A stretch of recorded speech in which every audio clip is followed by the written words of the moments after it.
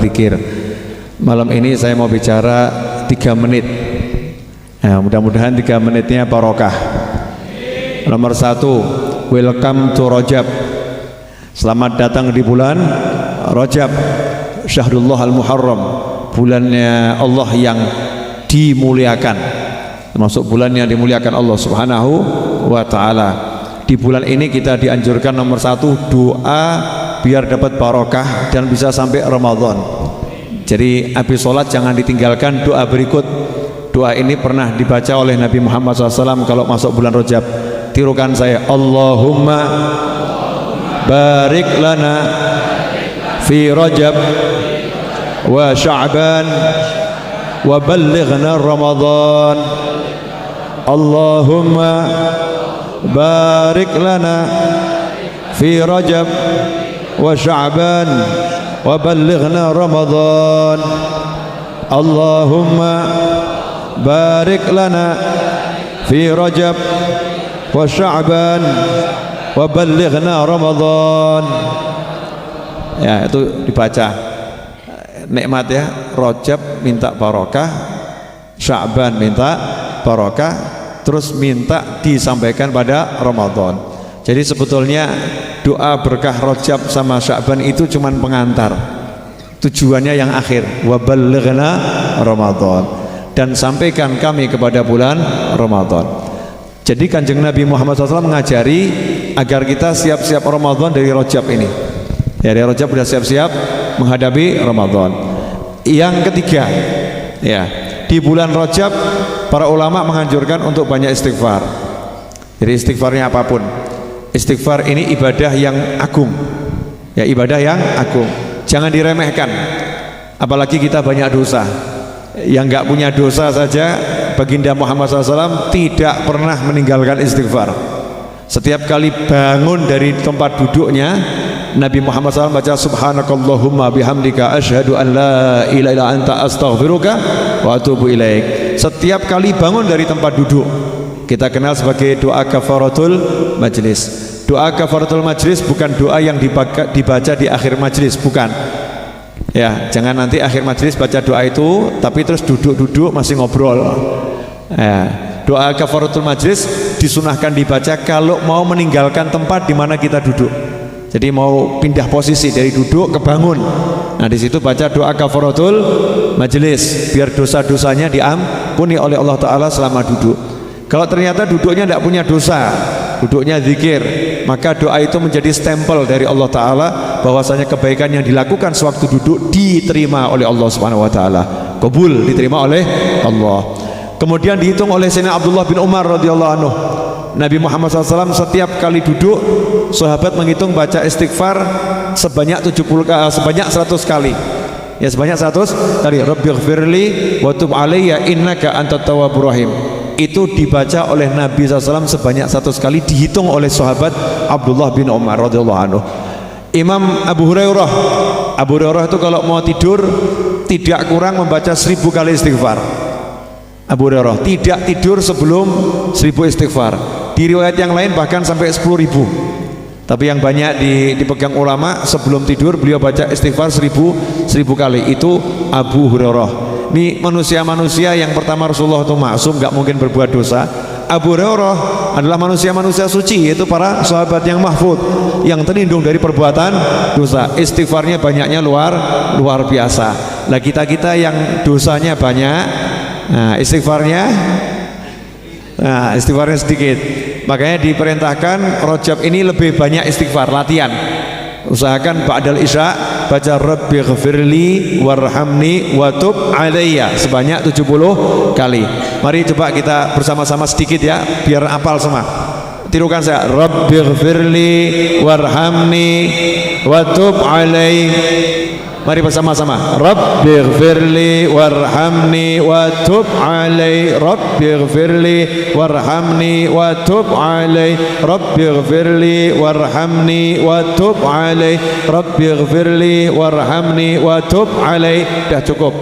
Nanti diamalkan setiap habis sholat isya. Kalau ada yang mau nambah habis subuh juga bagus. Intinya istighfarnya diperbanyak. Jangan lupakan baca Sayyidul Istighfar pagi dan sore hari, awal pagi dan awal sore baca Sayyidul Istighfar. Dan yang terakhir, manfaatnya apa? Orang zaman sekarang ini ya nanyanya gitu, manfaatnya apa ini? Ya, manfaatnya apa?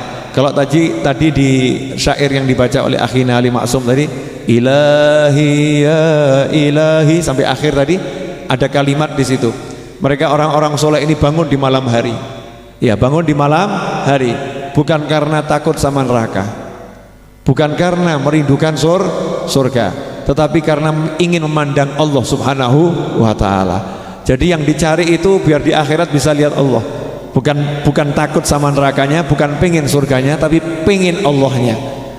Bukan beliau nggak takut sama neraka ya, dan tidak rindu sama surga, rindu sama surga, juga takut dari siksa api neraka. Tapi dorongannya ibadah itu bukan itu.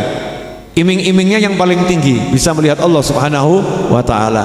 Nah, kalau kita diiming-imingi surga ya belum pengen, ditakut-takutin neraka ya belum takut, pengen lihat Allah apalagi ya itu belum nyampe, maka sama Rasulullah SAW dikasih yang kita paling pengen. Ya, tawarannya yang kita paling pengen.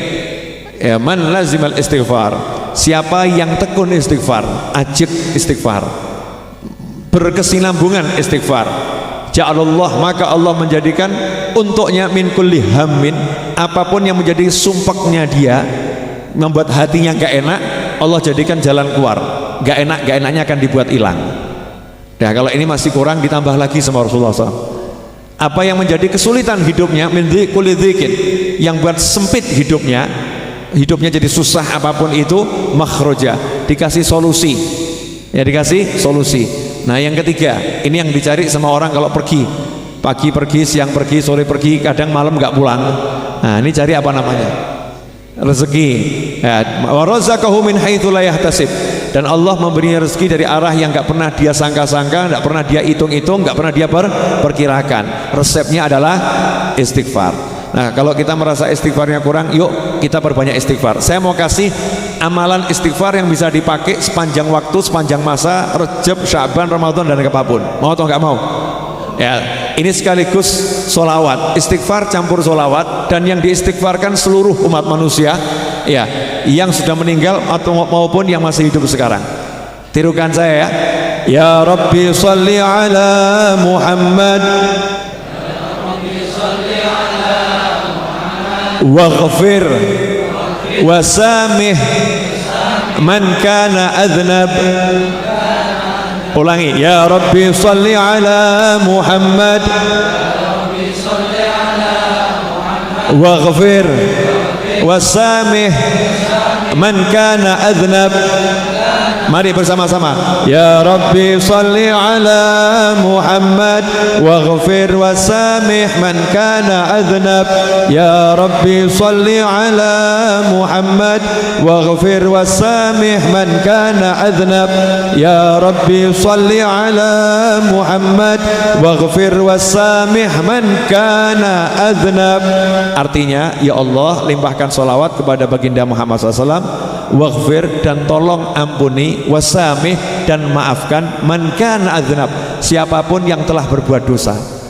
Padahal dalam suatu riwayat disebutkan, siapa yang mintakan ampun untuk mukminin wal mukminat, maka Allah mengampuni dia sebanyak jumlah mukminin wal mukminat yang ada.